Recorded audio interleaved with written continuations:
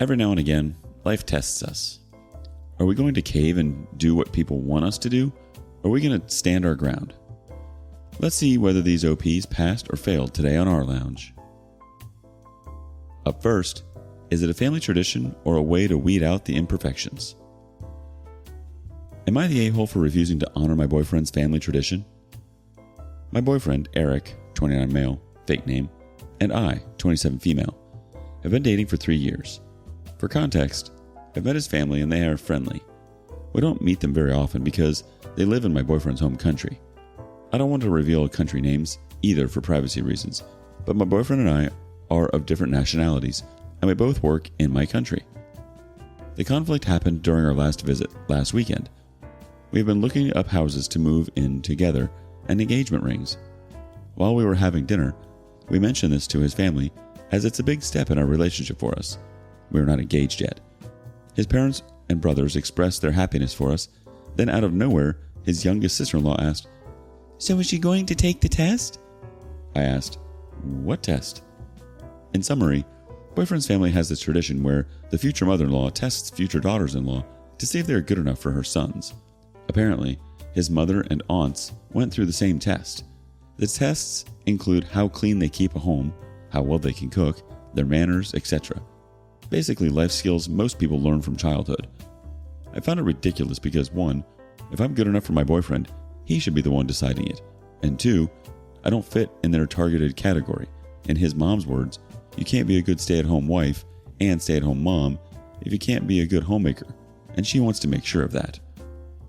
To be clear, his mom and all 3 of his brothers' wives are stay-at-home moms, and although I respect their choice, I'm not quitting my career and did not under any circumstances make my boyfriend think I could compromise on that. I hate house chores, and I would rather buy homemaking gadgets and hire staff, no matter the cost, than have to do chores myself. I told my boyfriend's mom all this, and it caused an argument that eventually ruined dinner and, an extension, our visit. Boyfriend doesn't care whether I'm a working wife or a stay-at-home wife, but he thinks I should have just done the test because it's just a test. And it's not like they would reject me if I failed. He thinks it's a fun tradition that everyone was looking forward to, and I should have gone along with it anyway. My boyfriend thinks I'm an a-hole and suggested I make the post. If I really am the a-hole, I'm sure you guys will let me know. So am I? Edit. Adding this as it's been coming up. I know disclosing the country may or may not bring up some unwanted arguments. That will violate the rules here. But just for context, it's a family tradition, not a national culture. Let's see what the community thinks. Miss Trixie says, he thinks it's a fun tradition. He thinks it's a fun tradition for women marrying into the family to be judged on their skills in traditional, old-fashioned, gender-conforming roles. Fine, let him take the test. He can rotate the tires, change the oil, and maybe rework the transmission on a car. Install a new muffler while he's at it. Then he can perform a series of tests of lifting heavy objects. How are his plumbing skills? He's going to need to know how to fix a leaky faucet. Your father and brothers and male friends can judge him on his manliness and decide if he is prepared to be a proper husband. You might also need to prove he makes enough money to support you for when you have to stay at home and perform all those wifely duties. What an obnoxious family. Not the a-hole. Concretism chimes in. Exactly. I had a similar thought. I love traditions. Let's start new ones. The men in my family will drop you in the woods with no resources a few days' walk from civilization. If you make it back, the men will be at the judge's table with scorecards to judge your wounds, health, and weight of leftover hunting winnings. Hope you score above a 5. Good luck. OP, you are very not the a-hole. Lethargic Action Hero wants to say, not the a-hole. It sounds demeaning and patronizing as hell. If your boyfriend thinks you're good enough for him, you shouldn't have to prove yourself to anyone. Yikes. That's really not a great place to be during a family dinner. I think the best thing we can do is stay true to who we are. It might have been a little insensitive of him to just laugh and suggest you just take the test, OP. That could have turned into a whole thing itself. I feel like maybe he said that to try to keep the peace, but who knows? I think it would put a bad taste in anyone's mouth if people are being tested on being good enough. Hopefully your partner will support you no matter what you choose. Update. Several things have happened since my post, and I received requests for an update, so here it is. This will be my only update. I got a lot of insight from the votes and comments in my original post. and I would like to thank you all for that. I showed my boyfriend the responses and judgment on the original post. Most of you felt I was not the a-hole, and like you would guess, he was upset by this judgment. He tried to make his own post, but was the a-holed so badly he deleted it in less than an hour. Anyway, I talked to my family and told them about the test. Yesterday, they called us home for dinner and told him they would let me take his family test if they let my dad and male cousins put him through a similar test. He blew up about how ridiculous it is because it's a family tradition for his family, but for mine, it's something we came up with at random. He ended up saying it's okay if I don't do the test, but my parents and I were being childish. He let slip mid-argument that his younger sister-in-law didn't want to do the test either, but look at her, the perfect wife. He said a lot of things, but long story short, he is still supportive of whatever I want to do with my life after marriage, but his family will never think the same way. However, I was starting to see a pattern, so I asked to take a break. It was great while it lasted. It's not a fun or cute update, but there you go. Time for me to binge watch heartbreaking movies with a giant tub of ice cream. Once again, thank you for the comments and judgment. Total Machine 7598 in the community wanted to say, so what he's trying to say is his youngest sister-in-law didn't want to take the test, but she was forced, and then was forced to be a perfect wife? It's almost like he would do the same for you. I wonder why he doesn't want to take the test. Is it because it would have as degrading nature as your test would have, or is he just embarrassed to fail? He's a piece of crap. His family is too knowing how to clean and cook isn't a wife's or woman's job. It's a life skill that everyone should know how to do. Gloomy Comfort wants to say, but for mine, it's something we came up with at random. How does he think family traditions start? The OP chimes in, right? Honestly, despite feeling sad, I think I kind of dodged a bullet. I'm sorry, OP. I feel like sometimes situations like this can make or break a couple, and it's unfortunate, but it can also be seen as positive. We know what might have been unearthed later down the road. The important thing is that you stuck to your guns. Proud of you, OP. Would you have taken the test? Let us know. Next up, jealousy over a dream vacation. Am I the a-hole for choosing to trip over babysitting my niece? I, 27 female, have been planning a long trip abroad for some time now. I worked remote, so it's easy to pick up and go, and this is my first time doing it. I was laid off recently, but since I have a lot of money saved up and the trip has already been paid for, I've decided to go for a sabbatical. For months, I have had to convince my parents, grandparents, and siblings that I'm going to safe places, that I have enough money, and that they don't need to worry. I finally had them in a good spot. I leave in about 2 weeks. Recently, though, things have changed. I normally end up taking care of my niece, 2 female, for my sister, 32 female, at least once a week. My sister goes to work 3 days a week and works 2 days from home. Her husband, 39 male, works from home but has to stay near his computer at all times since he works in customer service. On the weekends, they enjoy going out to things like hockey games, dinner, etc. I normally take care of my niece during those times. It tends to work out because they will go on Sunday and I will have my Friday and Saturday nights. But with this trip, of course, I will not be able to babysit. My sister was joking about this one day, and recently my parents have been asking a lot about my trip and what about my niece. I was confused and asked them to elaborate. Apparently, 2 years old is an important time in a child's life, and they said she wouldn't remember me when I got home. They want me to shorten my non-refundable trip and come home earlier so I don't miss out on any milestones. I told them that I couldn't, and that was final. Now they have been amping up the guilt. They have also gotten my grandparents involved. The only support I have is my brother, 30 male, who also never sees my niece except for special occasions.